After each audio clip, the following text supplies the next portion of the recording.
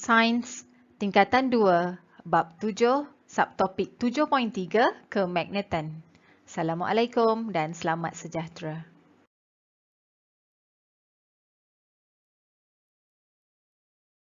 Loceng sekolah baru sahaja berbunyi dan murid-murid masuk ke dalam makmal untuk pelajaran sains.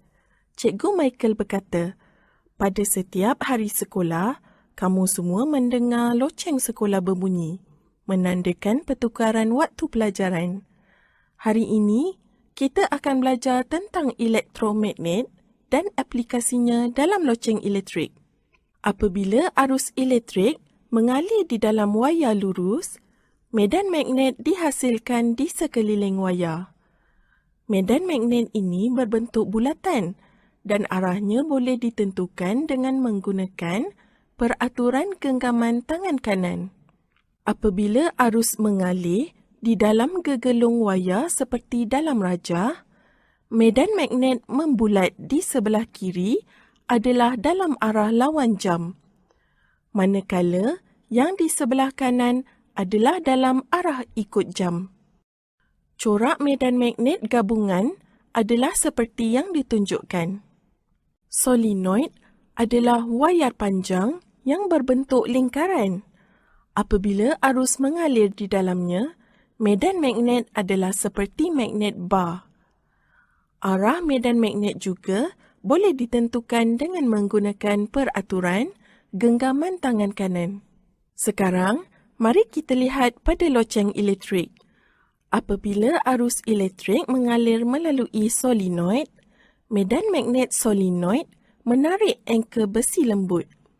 Tukul yang dipasang kepada angka bergerak bersama dan mengetuk loceng. Pada masa yang sama, sesentuh terpisah dan tidak ada arus mengalir. Solenoid hilang kemagnetannya.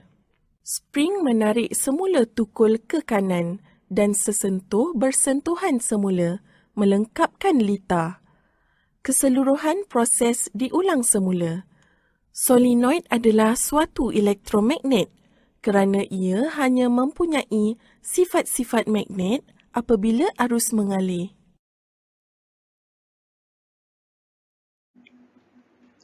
Okey, ini adalah peraturan genggaman tangan kanan. Okey. Kamu boleh tengok dalam rajah ni. Tadi pun ada ditunjukkan dalam video. Kalau kita guna tangan kanan kita genggam something, for example pen. Okey, ibu jari ni tunjuk arah arus. Okey. Dekat sini pun ada dipaparkan. Ibu jari ni menunjukkan arah arus.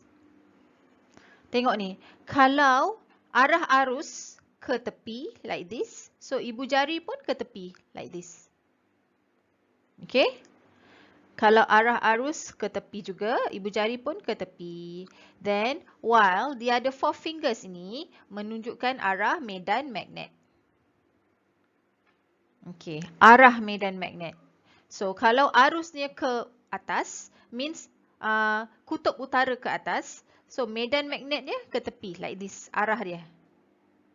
Okey. Ini biasanya untuk soalan akan diminta kamu melukiskan arrow, anak panah, arrows. Arah medan magnet atau arah arus. Di mana arah arus, di situ arah kutub utara. While the other four fingers ini menunjukkan arah medan magnet. Okey, ini contoh, kamu tengok pada rajah tu. Ini adalah kita gunakan petua genggaman tangan kanan. Oleh kerana arah arus utara, arah dia kita nampak ni arah arus utara. So, arah arus ke atas, arah medan magnet kita gunakan jari yang lagi 4 ni. So, pusing tu arah dia. So, tengok arah dia berpusing. So, medan magnet ni semua guna lingkaran dia tu, arah lingkaran dia. Okey. Okey, ini adalah satu soalan latihan. Okey, kita tengok rajah ni ada bekalan kuasa, ada cardboard, ada kompas, ada 4 kompas. Okey. Dan kita ada juga dawai. Kemudian kita taburkan serbuk besi, iron powder. serbuk besi kita taburkan di sekeliling dawai kuprum. Mana dawai kuprum? Ini dawai kuprum. So, serbuk besi tu kita taburkan. Serbuk besi kita akan taburkan di sekeliling ini. Tabur. Dia macam pasir kan? So, kita taburkan sekeliling. Bersepahlah di sekeliling atas cardboard yang berdekatan dengan dawai. Dawai kuprum. Okey, sekarang mari kita tengok pemerhatian kepada aktiviti tadi. Okey, kita tengok corak dan arah medan magnet. First kita tengok arus dulu. Arus ni arahnya ke mana? Arahnya ke bawah. So, dengan menggunakan petua genggaman tangan kanan, kalau arus ke bawah means ibu jari ke bawah. Then another four fingers ni akan menunjukkan arah medan magnet. So, kita akan lukis berpusing macam tu. Sebab itulah arrows ni, anak panah ni dia berpusing like this. So, sama juga dengan kompas. Kalau kita ingat lagi tadi dalam gambar tu, atas cardboard tu juga ada 4 kompas. So, kompas ni juga menunjukkan, anak panah dia tu menunjukkan pusingan, arah putaran yang sama, arah medan magnet. Okay, yang sama. Okay, next kalau kita buat aktiviti lain pula. Kamu boleh tengok gambar dalam slide ni adalah rajah, corak tu lines tu dan arah anak panah. See, dalam lukisan ni semua ada corak dan arah. Corak ialah garisan putus-putus tu. Arah anak panah, arrows. Corak dan arah medan magnet yang dihasilkan oleh konduktor yang membawa arus. Kalau kita nak lukis corak dan arah medan magnet, first kita kena tengok arus. Arus tu ada di mana? Kita tengok gambar yang pertama, arus dia menghala ke atas. So, bila arus di atas, means kutub utara di sini, kutub selatan di sini. So, arah arus di atas, kita guna tangan kanan kita. Dan medan magnet tu, kita nak lukis arrows tu, anak panah tu, kita ikut another four fingers ni. Pusing dia tu ke mana? Okay. Next, kita tengok yang ni pula, dawai gelung. Dawai gelung ni pun sama. Mula-mula arah arus dia ke atas kita tunjuk ni arah arus dia ke atas. So bila arah arus ke atas, kita tengok lukisan medan magnet pusing dia tu ke sini. Okay. Then bila arah arus ni dah tukar pula, arah arus ni dah ke bawah pula, then medan magnet, arus ibu jari arus ibu jari. Arus ni ibu jari. So, medan magnet pun akan berpusing. Tengok. Perhatikan anak panah. Kalau arus di bawah, medan magnet ni pusing ke mana? You can try with your own hand. With your own right hand. Okay. Ni. Arah medan magnetnya ke arah sini. Sama juga dengan solenoid. Kamu boleh tengok. Tengok ni. Arus masuk. Kita tengok arusnya ke atas. Then, arah medan magnetnya pusing. Okay. Dan seterusnya.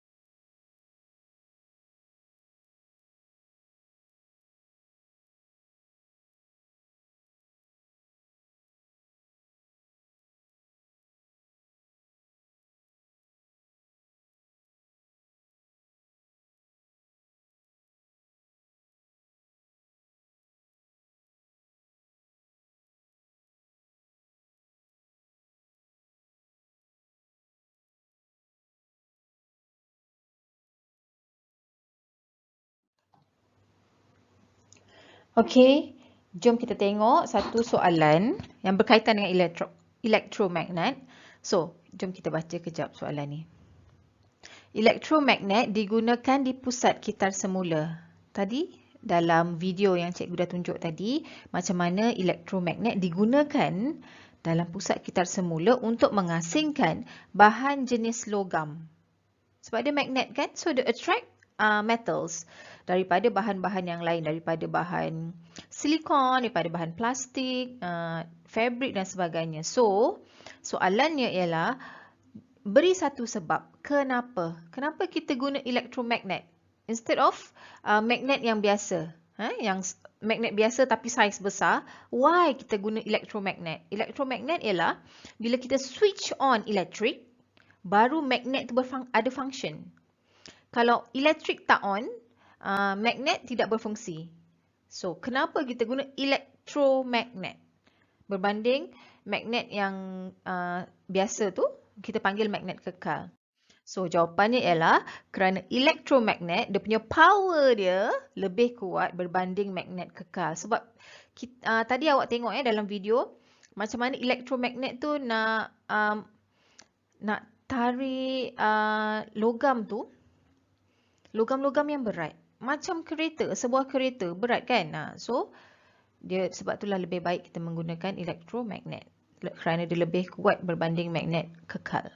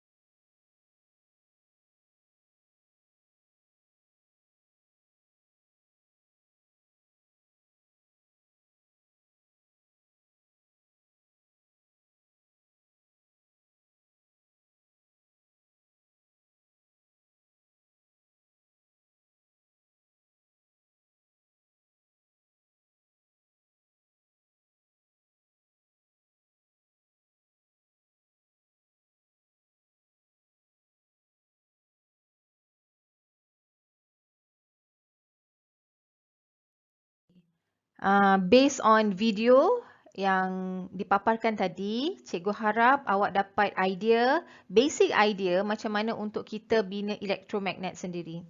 Jom kita tengok soalan seterusnya.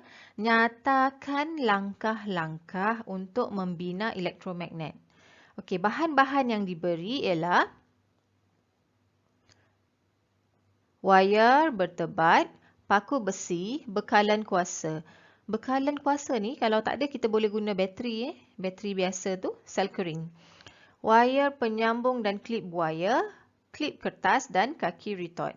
Okey, macam mana kita nak bina elektromagnet? First step, paku besi dililit dengan wayar bertebat. Kita lilit macam dalam video tadi. Next, paku besi yang dah kita lilit tadi pula, kita sangkutkan pada kaki retort. Okay? Biar pengepit pada kaki retort tu kepit paku besi tersebut. Next, hujung wayar bertebat disambung kepada bekalan kuasa dengan menggunakan wayar penyambung dan klip buaya. Okay, ni hujung ni. Nampak? Okay, kita klip kat sini. Then, sebahagian lagi kita akan connectkan dekat bekalan kuasa. Again, kalau tiada bekalan kuasa, boleh guna bateri. Sel kering. Next, klip kertas. Kita dekatkan. Ini kita belum on lagi. Kita dekatkan paku tadi dengan klip kertas. Dekatkan dia. Nombor 5, suis bekalan kuasa dihidupkan. Okey, switch on. Pada bekalan kuasa ni kita boleh switch on. Klip kertas akan tertarik kepada paku. Dia akan attract. Okey, next kita tengok latihan formatif 7.3. Latihan formatif ni cikgu dapat daripada buku teks Sains tingkatan 2, page 162. Jom kita tengok sekejap. Soalan pertama, apakah yang dimaksudkan dengan medan magnet? Okey. Ini pun cikgu dapatkan daripada, jawapannya ni cikgu dapatkan daripada buku teks. Kita tengok sekejap, tu ada gambar magnet dan berbola besi. Gambar menunjukkan berbola besi yang berdekatan saja. Tengok berbola besi yang mana dekat-dekat saja dapat ditarik oleh magnet. Berbola besi yang dekat je. Yang jauh tidak tertarik. Magnet tak dapat tarik.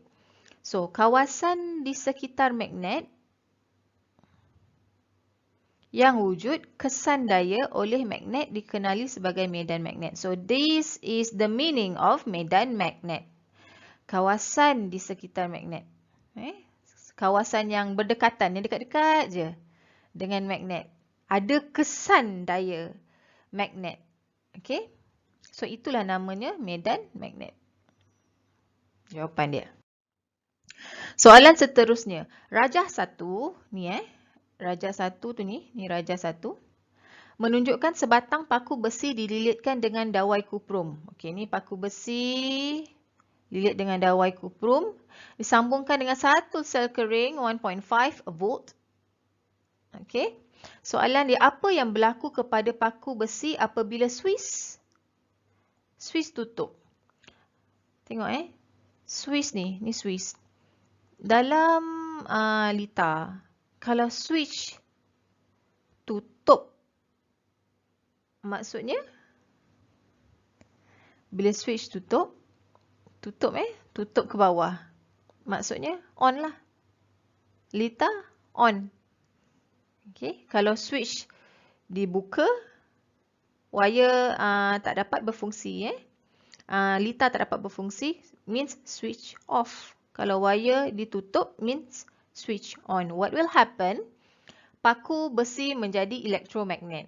Okey, sebab again cikgu ingatkan, elektromagnet ialah metal, logam yang bertindak sebagai magnet once electric current on. Bila electric current on saja, logam tu boleh bertindak sebagai magnet.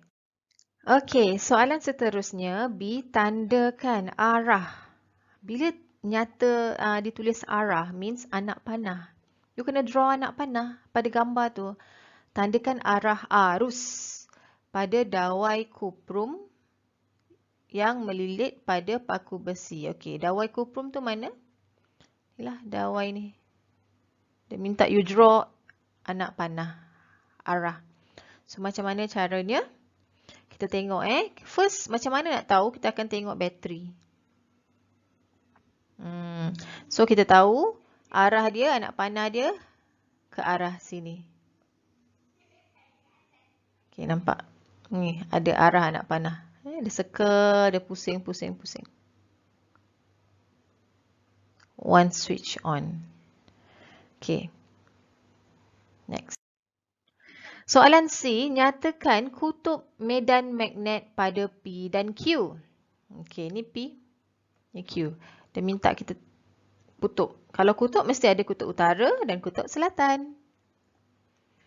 So, P ni kutub utara, Q kutub selatan. Next, apakah yang berlaku kepada kekuatan medan magnet jika kekuatan jika satu lagi sel kering ditambahkan?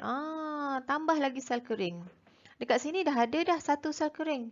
Then kita tambah another sel kering dalam lita. Satu lagi bateri kita tambah, kita masukkan. Means ada dua sel kering. What will happen? Jawapannya ialah kekuatan medan magnet bertambah kuat. Okey, soalan seterusnya. Last question. Nyatakan benar atau palsu. Soalan A. Jika suatu bahan ditarik oleh magnet, okey, maka bahan itu adalah bermagnet. Macam dalam gambar, magnet dan berbola besi. Magnet tu boleh ditarik, berbola besi boleh ditarik dengan magnet. Adakah suatu bahan itu dikatakan bermagnet? Jawapannya, benar ke palsu? Jawapannya benar. Okay, next B. Done. Next soalan B. Dawai lurus menghasilkan garisan-garisan medan magnet yang berbentuk bulatan sepusat. Okay. Ingat lagi tak gambar ni? Cikgu ada tunjuk tadi. So, nampak? Terhasilnya garisan yang berbentuk bulatan sepusat. Sepusat means ada satu center. So, jawapan ni, penyataan ni adalah benar. Okay, that's all for now. Terima kasih.